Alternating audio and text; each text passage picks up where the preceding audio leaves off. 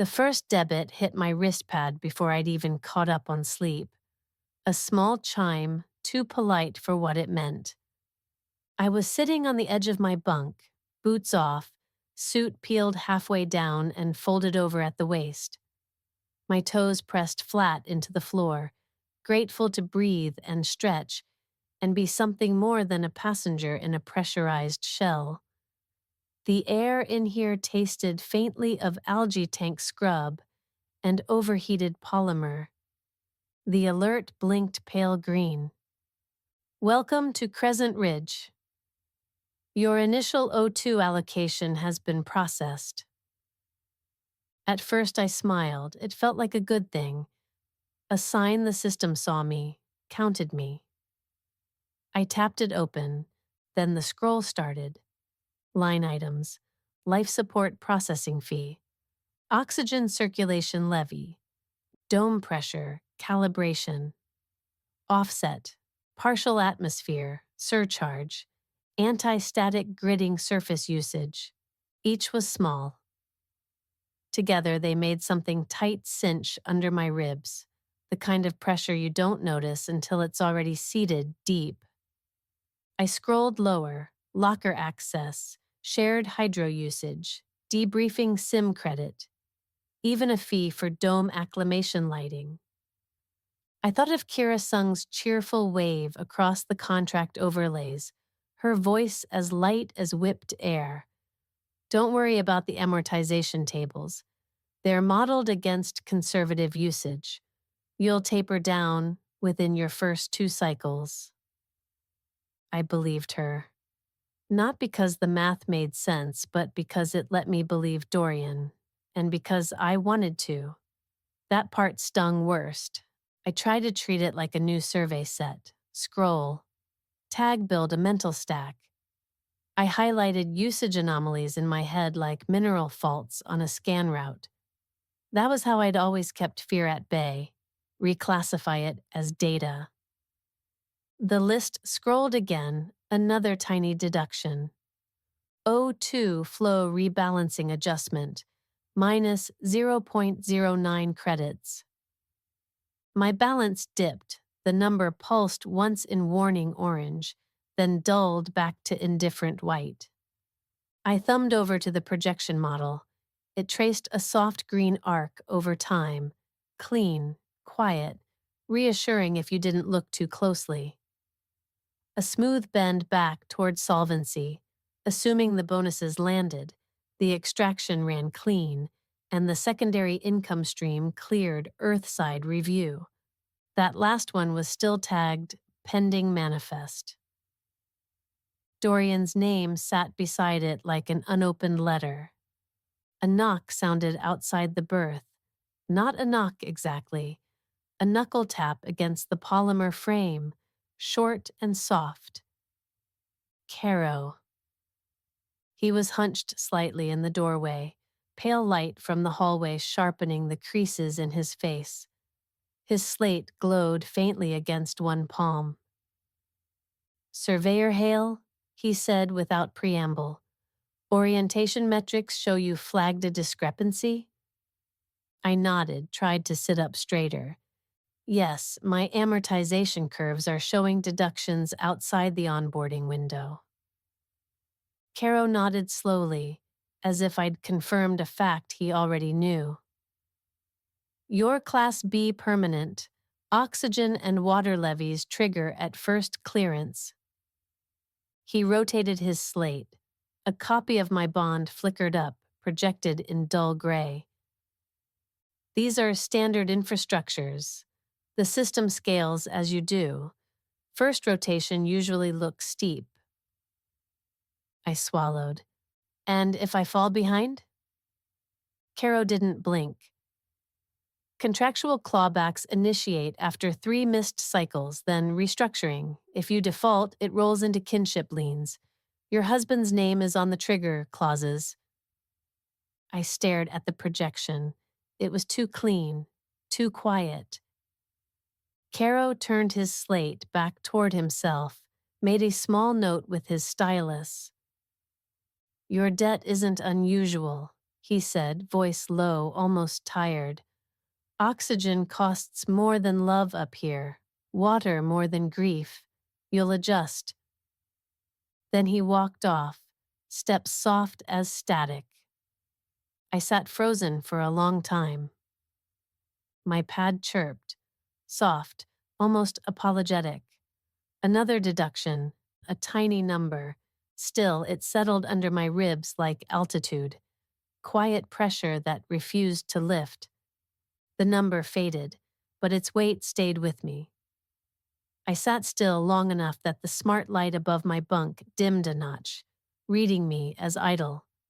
It cast my wrists in soft gold as I turned them, checking nothing, just watching the skin flex. I needed to move. That was the rule. Catalog later, breathe, now. My boots thudded softly as I walked the narrow corridor, past bunks bracketed into the curve of the wall. A pair of settlers whispered near the sanitation unit, one with her sleeves rolled up, red lines etched into her forearms where elastic seals had sat too long. They glanced up as I passed, then looked right through me, returning to whatever quiet pact they were tending. I didn't blame them. I wouldn't have catalogued me either. At the junction, the corridor widened slightly into a stubby commons, 2 bolted benches, a cracked mug someone had left floating under the lip of the hydro spigot. The air tasted faintly metallic, tinged with something sharper than usual. Ozone, maybe, or just nerves. I leaned against the wall beside a patch panel. The surface was warm from conduit bleed. I pressed my palms flat to it and closed my eyes. Keep breathing, keep paying, keep it from crushing you.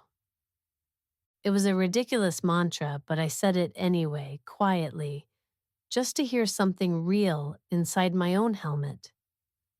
A pair of techs passed through from the supply wing, muttering about seal tolerances and vacuum drift.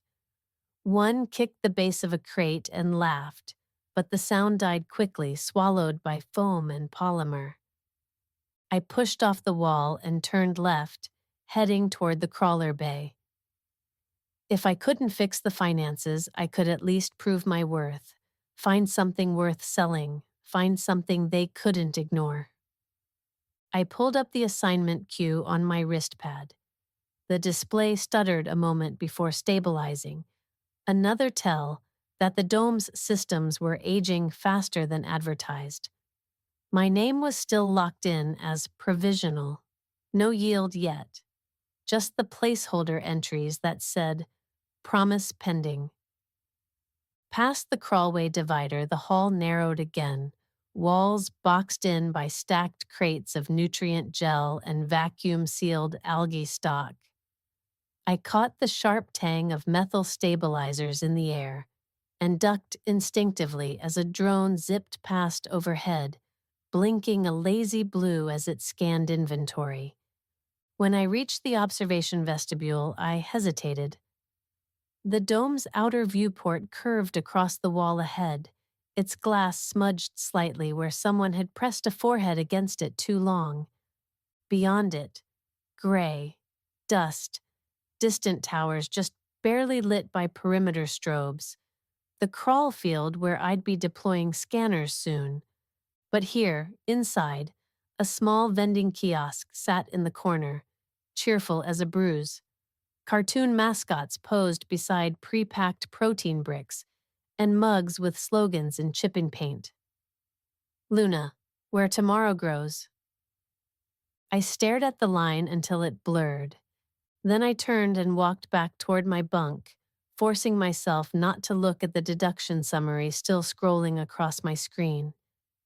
Keep moving, keep paying, pretend the slope still bends upward.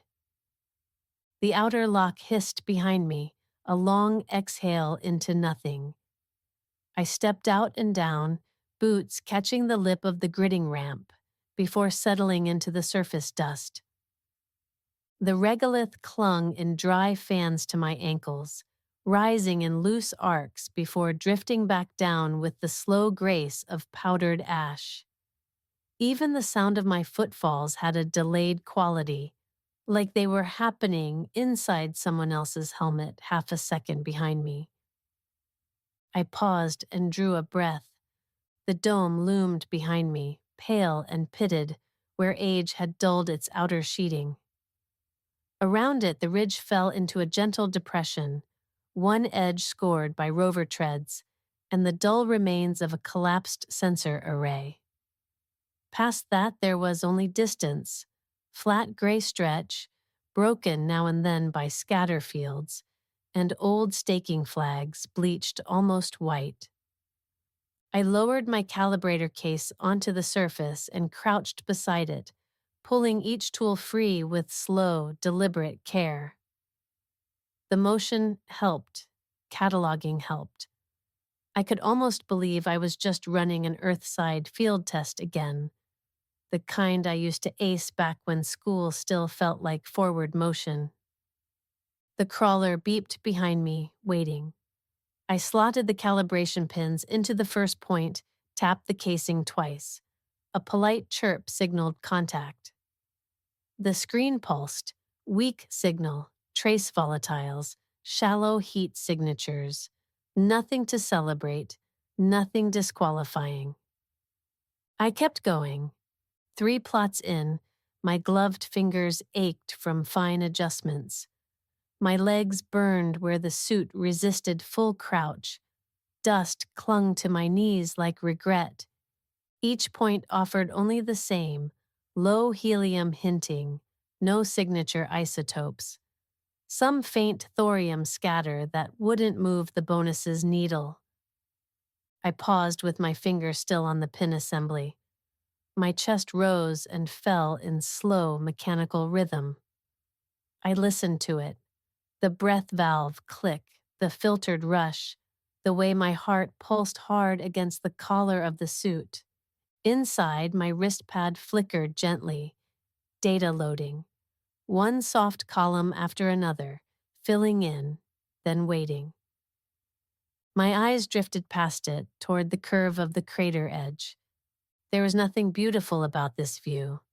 No silver majesty, just pocked stone and mute horizon. But I tried to imagine him standing here with me. I even stepped aside slightly, making room, like maybe he'd appear and fill the gap. Dorian would have made this scene poetic, said something about how every data point was a ghost's heartbeat, or how we were rewriting the moon's language with each probe. He would have traced the air between us like he was mapping our future with his hands. I blinked, and the space beside me stayed empty. Back to work. The calibrator pinged its final readout. Low confidence, no helium concentration above settlement threshold. I knelt there longer than I needed to. The weight of the suit pressed down, but it wasn't that. Something in me had started to drift. I was cataloging dust, heat, isotopes, but it was my own breath that felt like static now, jagged at the edges. Too loud, too artificial, like the air was only pretending to be real. The first real spike of panic since touchdown started in my shoulders, crawled down my arms. I shut my eyes and gripped the edge of the case. Catalog it. Sensation. Surface vibration from the crawler's idle cycle. Scent. None. Vacuum sealed. Sound. My pulse. Fast. Regulated airflow. No breach alert. Action. Resume sweep. It helped, a little. I stood and retrieved the pins, packed the calibrator with stiff hands, signaled the crawler to follow. The little bot chirped and began to crawl forward, treads squealing faintly over crushed rock. I walked behind it in silence, leaving a trail of prints too deep for their shape, like I was carving into something older than memory. The moon didn't care. It covered over everything, eventually. The dome sealed behind me with a muted shudder, the kind that made your molars feel it. I stood just inside the locked chamber, pulse still coming fast from the climb. The crawler powered down at my heel, its data cache already uploading into the settlement's cloud. I pulled off my helmet with stiff fingers. The filtered air inside hit me warm, a little sweet, with copper and overused resin. It wasn't quite relief, more like being reminded what passable comfort cost here. My bunk was down 2 levels, past crates stacked high with filtration mesh, and a hydro-tech crew arguing quietly over spare manifold brackets. I kept my head down, letting their murmurs blur into ambient noise. It felt easier not to be seen right now. Easier to be another data point they'd scroll past by next cycle. Inside my berth, I sat on the edge of the cot and stripped down to the liner layer. Dust ghosted off the joints, settling into the recessed floor grate. My wrists were marked with faint pressure rings. I flexed my fingers, then tapped open the comm panel. The message was waiting. Must have come through while I was out cataloging. I didn't open it right away. Just sat on the cot in my dust-caked liner, helmet off, boots still grit-lined, and let the blinking green icon stall me. When I finally tapped it open, his face filled the screen. Dorian. Lamplight haloed his hair, gold and soft. That same apartment wall behind him, different art prints now, slightly rearranged. A shelf cluttered with takeout boxes and what looked like a half-assembled drone model. The layout wasn't new, but it wasn't the same. "Hey, Moon Girl," he said, all breezy charm. "Still tracking dust all over the place, or have they promoted you to Queen of Rock samples yet?" He smiled, too fast, like it was front-loaded into the message. His eyes flicked downward just once, then up again. "Patel says hi. He's been pulling marathon sessions with me again. We're wrangling some new leverage models. If they hold, it could double our collateral. Just need a few more pieces to lock in, then I'm on the next manifest." There was a pause, not quite long enough to be natural. I know, I said that last week, but this time's real. There is a minor flag on my departure disclosures, just bureaucratic garbage." Patel's smoothing it out with one of the coordinators. Another pause, then softer. "You know I'm coming, right? That bond doesn't balance until we're both up there. You think I'd let you shoulder this whole mad thing alone?" The smile returned, tighter now, as if it had been waiting backstage. "Soon, Elara. Just a few more cycles. Then I'm yours again."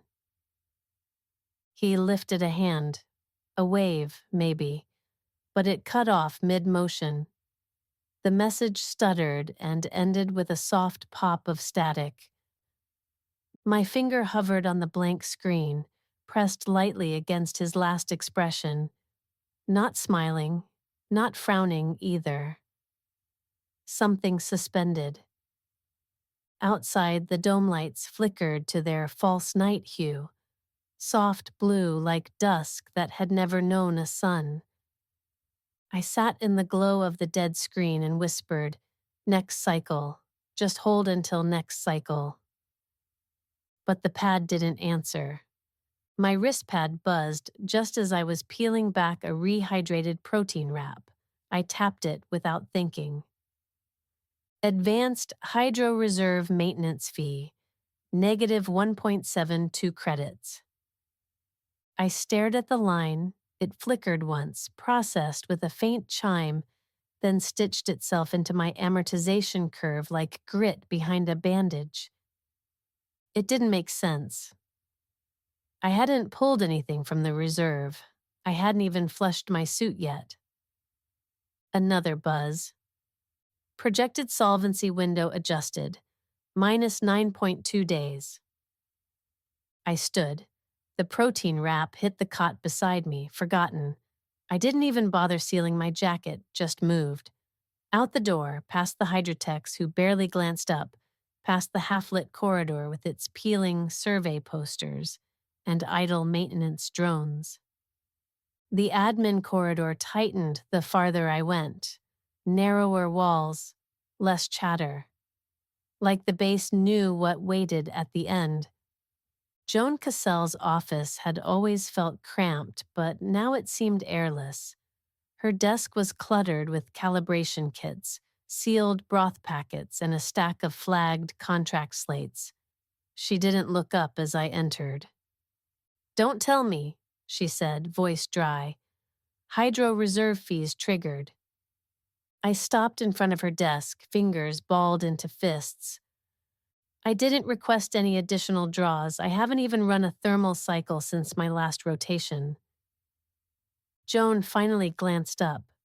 Her eyes were bloodshot but focused. "It's not a usage fee, it's infrastructure scaling. Dome expansion pulled your sector into a higher reserve tier. You're absorbing a share of the capital recoup." My mind stuttered over the phrasing. Expansion pulled us in? Like gravity? "They grew the dome without warning, and now we foot the bill." I hadn't requested anything, hadn't even flushed my suit. And still, the fee had latched on like a hitchhiker. "That wasn't in the model." "It was," she said, tapping her stylus against a slate. "Page 42 of your packet, section Bond-Linked Maintenance Prorations. Same clause that triggers cross-inheritance protections." I blinked. "Wait, cross what?" Joan turned the screen toward me. Her stylus drew a slow circle. "If you default, the liability rolls down. Partner, kin, any filed Earthside proxies. Your name triggered the bond. Your family inherits the weight." It hit low in my gut like a dropped tool hitting the edge of your boot, not catastrophic, just deep enough to bruise something that would never quite go away. I thought, if I defaulted, it ended with me. Joan didn't soften. "Class B bonds are permanent residency contracts. You signed under primary amortization. That makes you generationally liable unless bought out or refinanced." She tapped again. "There's no severance clause. The system's built to discourage abandonment." I backed up half a step. "There has to be a way out." "There's always a way," Joan said, leaning back. "But it usually involves bleeding out slowly enough for someone else to profit, so no, not a clean one." For a moment, all I could do was listen to the low hum of the ductwork. The stale warmth of her office air tasted like old soy broth and oxidized fear. Then Joan exhaled, something like sympathy tugging at the corner of her mouth. "You're not the first to walk in here thinking they could walk out clean. You won't be the last. Do your sweeps, post solid data, keep your head down. If he gets here soon, you might even outrun the curve." She didn't say Dorian's name, but it echoed anyway. I looked down at the slate, at the circle she'd drawn around my name. The font was soft, the lines clean, like it was nothing at all. I left without speaking. Outside, the corridor lights buzzed overhead, too bright and too white, like the whole station was holding its breath. My boot squeaked once on the polymer tile. Sharp, sudden. I flinched. There was a handprint on the wall across from Joan's door. Faint, smudged downward as if someone had leaned hard against it mid-collapse. I stared at it too long. Keep your head down. Pay it off in years, not decades. I pressed a knuckle to my lips, just to feel something grounded. Somewhere on Earth, my niece was probably building a paper dome in school. Little kids with crayons and glue and dreams. I pictured her hands stained blue with marker, humming while drawing the sky. She didn't know my debt might already be sitting under her name. I turned away before the thought could finish. I didn't remember walking back to my bunk, just the strange, narrowed feel of the corridor, the way the hatch panel hesitated before unlocking like even the door needed a moment to think. Inside, everything was exactly where I'd left it. The folded collar of my survey jacket slumped on the cot, the sealed protein packet sweating slightly in the warmth. But it all looked rearranged. Office-like someone had gone through it with a gloved hand and just barely nudged the edges. I sank onto the mattress and let my body settle on instinct. No cataloging now. No triangulating the sounds in the vents or aligning the pad at a perfect angle. Just weight and ache and static somewhere behind my eyes. Then my wrist pad buzzed. Once. Then again. The message icon blinked green. Incoming communication. My heart slammed so fast it made my fingers clumsy. I fumbled the bezel and brought it up to my face, breath already catching. And there he was.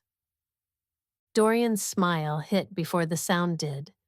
That familiar flash of teeth too fast, a little too polished. "Hey, gorgeous," he said, the screen lagging by half a beat. "Sorry it took a minute, things got messy on this end. Patel's roped me into a model redesign for offshore conversion. It's chaos. I'm sleeping 4 hours max." His hair was longer, not much, just enough to curl a little at the neck. He looked good, too good, like he'd shaved just for this. His shirt had that fine ripple near the collarbone that always meant he'd steamed it even if the rest of him was pretending to be harried. I tried to smile. I don't know what my face actually did. "You're still Earthside," I said quietly. Yeah, for now. They paused the shuttle queue last week. Something about launch pad rotations or risk metrics. Total bureaucratic snarl. You know how Patel is. But he's helping restructure the asset bridge. That'll get us both a better cushion once I land. He looked off screen when he said it. Not long, just enough that I noticed. I sat forward. "So when, Dorian? When do I need to expect you?" The grin flickered. "Soon. Next cycle or two. I mean, it's locked, just waiting on clearance. You know how these launches are. Variables up the... Just say a date." I hadn't meant to snap. My voice had gone smaller and sharper all at once. Dorian's shoulders dropped a millimeter. His lips parted, then reset. "Soon," he said again, softer now. "I want everything to be perfect. For you. You're already pulling survey data that makes the prospectors jealous. I brag about you constantly. My wife's up there hand-mapping the next lunar boom. They eat it up." I swallowed something bitter. "You're coming, though." He leaned toward the screen, gaze tightening in that way he thought made him look sincere. "Elara, I'm coming. You'll blink, and I'll be there." But his hand never reached for the screen, not once. The call lagged a second longer than it should have. Then it cut. I was left staring at my own face in the blank glass. Washed-out eyes, dry lips, hair half flattened by my survey cap. I reached up anyway, touched the darkened pad where his cheek had been. I held my breath, 1 beat, 2. Then whispered, "I will not spiral, I will not spiral." It didn't warm under my skin,